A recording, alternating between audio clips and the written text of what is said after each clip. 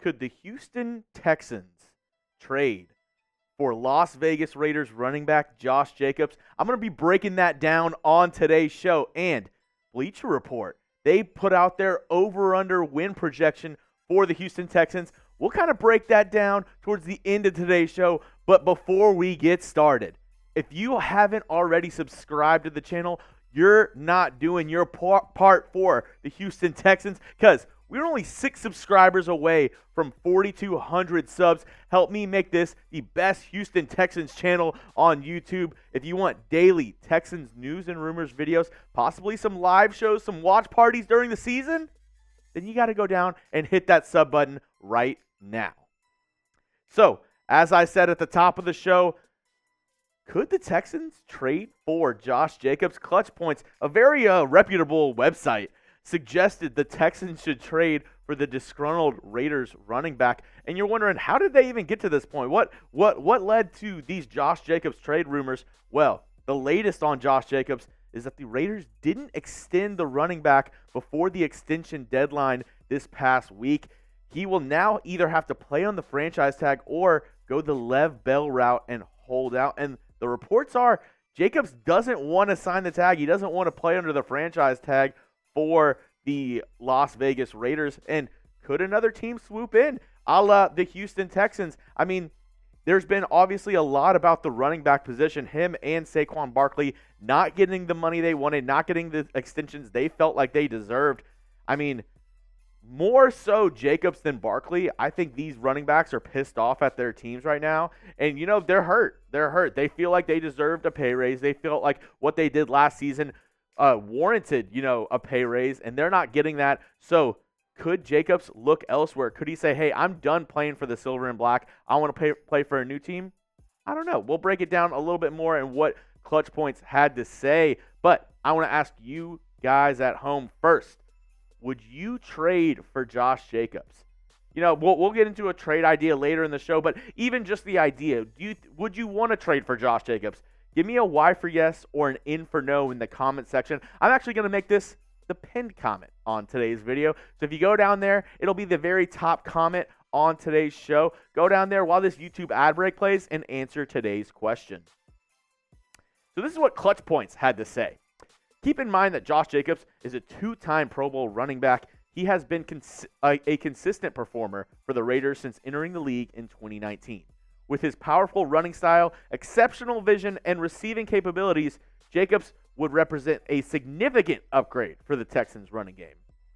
Moreover, his presence would open up opportunities in the passing game. This would surely benefit Stroud and provide much-needed balance to the Texans' offensive strategy.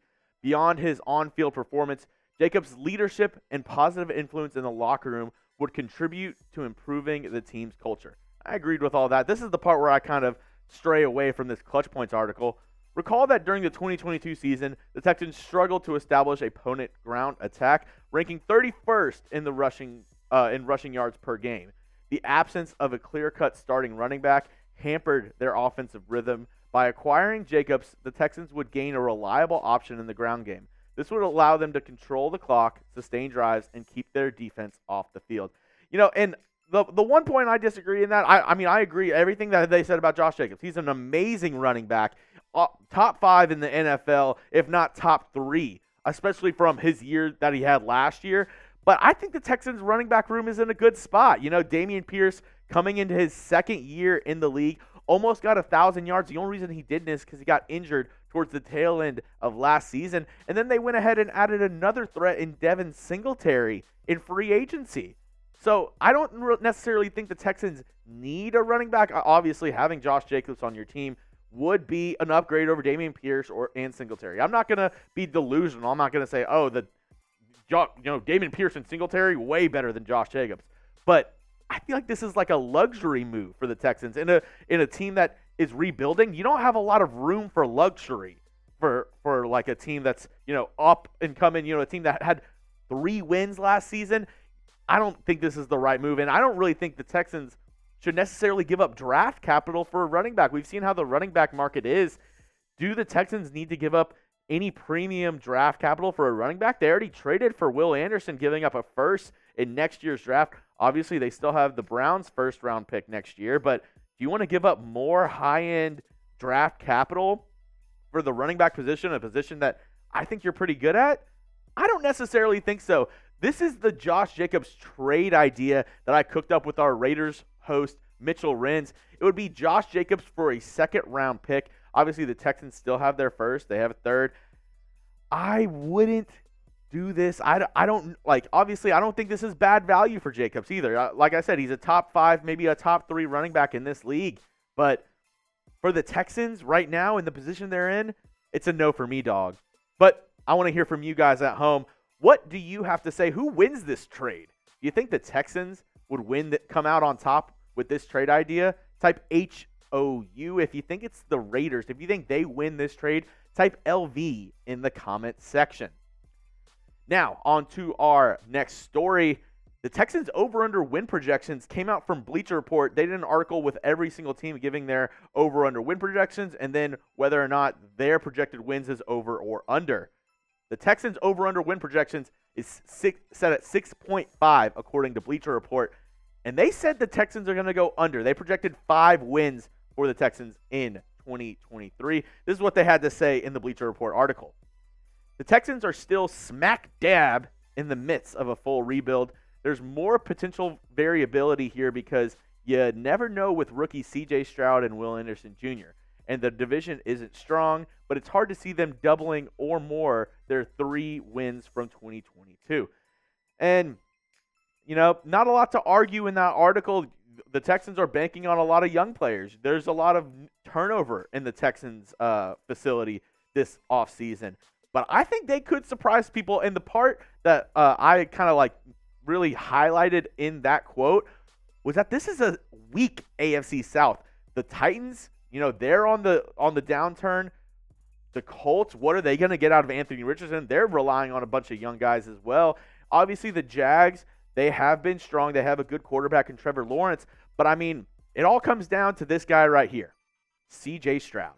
The Texans' first selection in the 2023 NFL Draft. Number 2 overall. Can the quarterback from Ohio State, be one of those guys who translates to the NFL and can be a franchise quarterback for the Texans in the NFL? Obviously, if you just look at the stat line, 41 touchdowns and 6 interceptions. He had a great career at Ohio State, but can he do that with the Texans? Can he do that in the NFL? I don't know about his rookie season. I'm really hoping, Texans' new offensive coordinator Bobby Slowick can, get him on the right track his rookie season. But it all really comes down to C.J. Stroud. My over/under 6.5 is a pretty good number. I'd go the over though. I'm hopeful. I'm thinking the Texans win 7-8 games this year and prove a lot under new head coach DeMeco Ryans. He already got the stamp of approval from former head coach Gary Kubiak saying, this is the right guy for the gig. So I believe in Gary. I really do believe in DeMeco and what they can do for this Texans organization. If you made it to the end of today's video, you're a real one. So I'm asking you right now, H-Town, hold it down. Spam this emoji in the chat. What would you call that, producer Rolly? What is this emoji? I'm calling it the H's. I'm calling it the H's. H-Town, hold it down. You know what it is. If you're a real one and if you love the Houston Texans, be a real one right now. Go spam those H's in the comment section.